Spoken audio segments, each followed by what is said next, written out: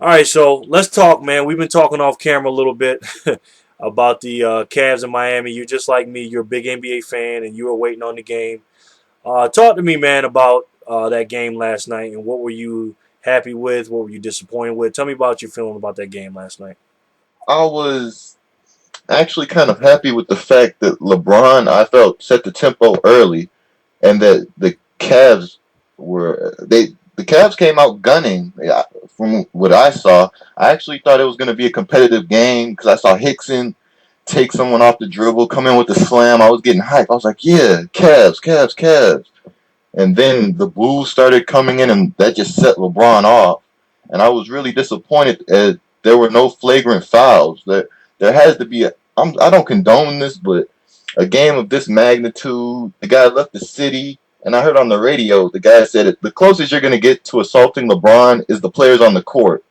So if they don't set the tone, that's really not doing much for the fans. And I was really disappointed. I feel like the Cavs play with the lack of intensity, though. Yeah, and I agree with that, man, because I said it in the video yesterday. I was disappointed in how they came out. They came out good at first, but just the way they finished the game and everything. What are your thoughts, dCoop, man, on LeBron James right now? Like, what? Walk me through how you felt what he did in Game 5 this summer and the parade and everything else. How you feel about LeBron James right now?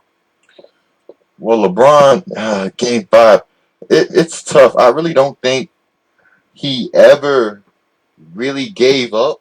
I think what he was trying to do was prove a point and show how vital he was to the city of Cleveland. Maybe he felt he was underappreciated, or I really can't explain what he was feeling. I still think he made the wrong move in deciding to leave Cleveland. I think he knows he made the wrong decision.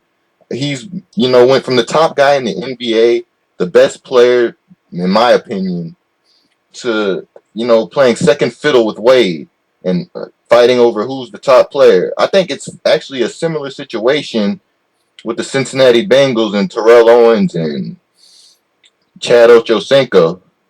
hmm So To is LeBron. Yeah, T.O.'s LeBron. Well, To's doing better than Chad Ochocinco though. Yeah, and LeBron's doing better than Wade right now, in my opinion. Right now, do you still feel like Dwayne Wade is Dwayne Wade's team still? Uh, I think in Wade's mind it's his team, but I think in all reality, when it comes down to it, it's LeBron's team. I think LeBron has more leadership ability. It's as hard as is to say because Wade has the championship. He has the hardware. People argue, championship over everything. But I still think LeBron's a better player than Wade at this point. And I think Wade has been, living in the shadow a little bit. And he's starting to, get annoyed by that because it seems like Wade is forcing the issue a lot on offense. And I know you kind of have to when you're playing with minimum salary players. But Wade has really been struggling. He's lost the mid-range game. He's just forcing everything at the basket. I've seen him airball open threes. Yeah, I seen that too, man, and I agree. I think he is forcing stuff. So, what were your thoughts on the decision LeBron made? I know you said he shouldn't have left Cleveland, but the whole way he did the hour-long special, the decision. What was your thoughts on that?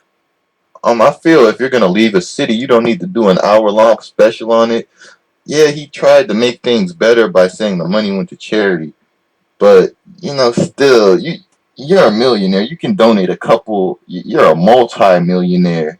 I'm sure you might even be borderline billionaire. You could donate some money to charity if that's really the way you felt that money just needed to go to charity.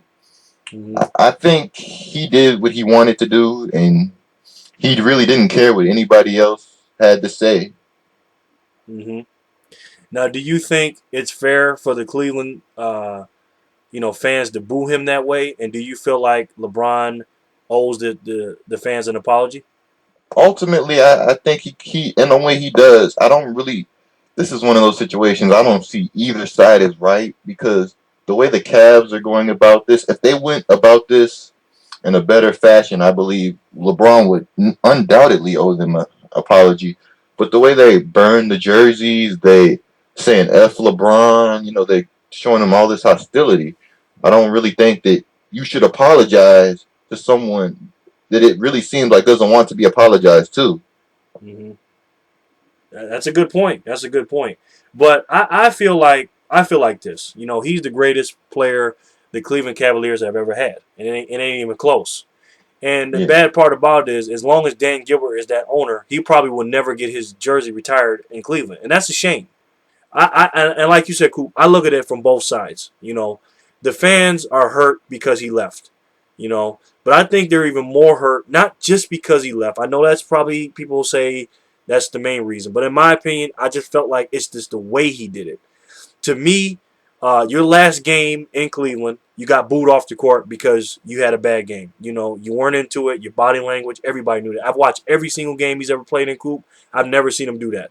In the most important game of the season, you fight 82 games in the regular season to get home court advantage. The series tied 2-2, game 5, and you do that. That's unexcusable. Then he went on national TV. Before he did that, he met with all the teams. He did the little thing, and then he didn't speak to the team. He didn't speak to Dan Gilbert. He wasn't being in communication with them. Now there could be some stuff behind the scenes going on that could have happened. I don't know. I wasn't there. All I know is what I'm told on the news and stuff. So then he went on and did the hour-long decision and didn't let his team know until 9:01. He had somebody call the team.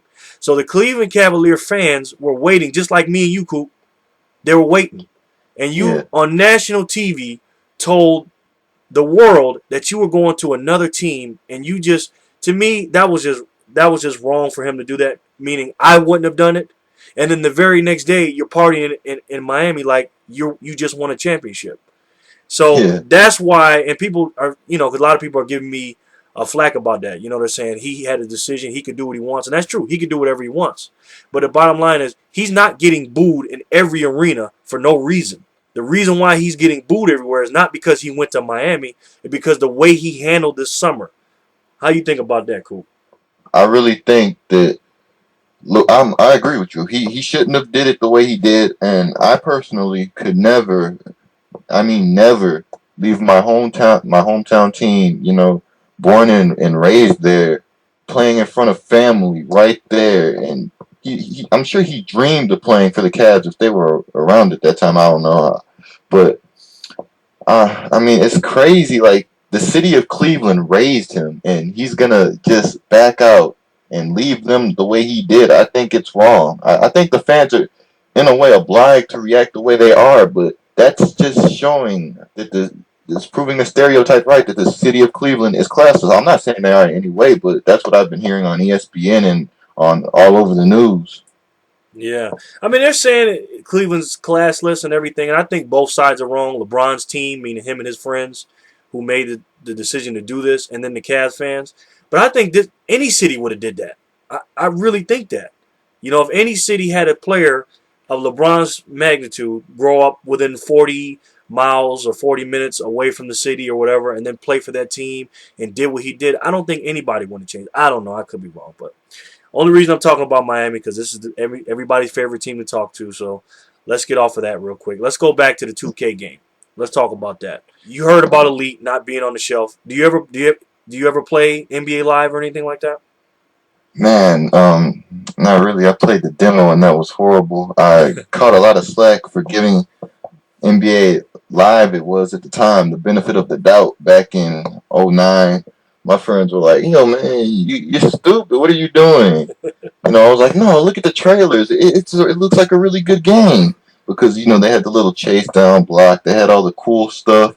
They had the features. And I was like, man, I got to get this game. Then I played the demo, and I was like, oh, this is complete trash. And my friends came up to me. They're like, yo, Coop, what happened to Alive? I was like, what? What? I never supported that game. What are you talking about?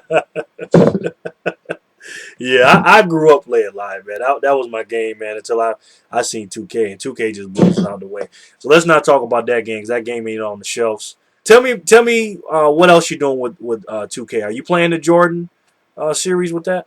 I honestly haven't got around to that yet. I'm Wow, really addicted to my play. I played one Jordan series the day the game came out, and I haven't played since. really? Well, Yeah, you got to make some videos on that, man. yeah, When you can.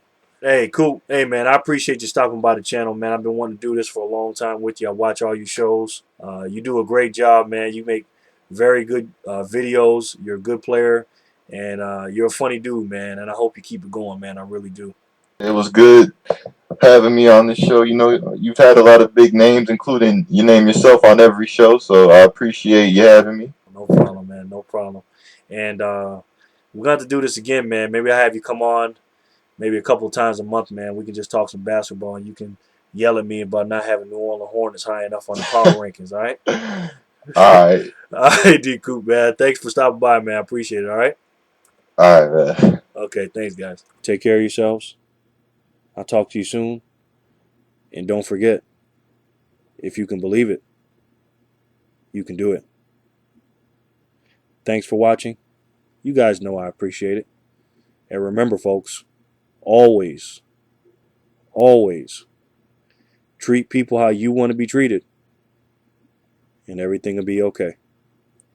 This is NBA Jerry, and I'll talk to you guys soon. Enjoy the NBA season. Peace.